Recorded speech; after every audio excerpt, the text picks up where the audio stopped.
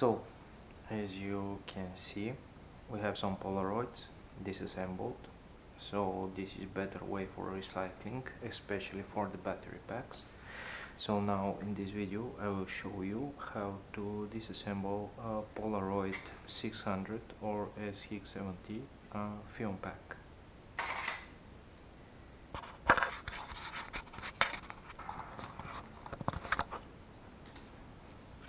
So what you basically do, here is the cartridge. You must know that it has a battery, so be careful not to short circuit it or bend it or break it. And the easiest way is basically, and the only way I know, is like you remove everything from here and you break off this plastic bit, which sometimes will give you a little bit of a fight. Sometimes it will stay like this, so you can remove it completely and throw it with the other plastics.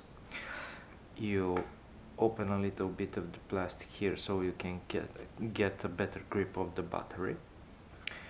You take it out and you have the Polaroid battery pack. Throw it with the other batteries, throw the metal spring there and the plastic, and there you go. You can throw all this separately. Thanks for watching, guys.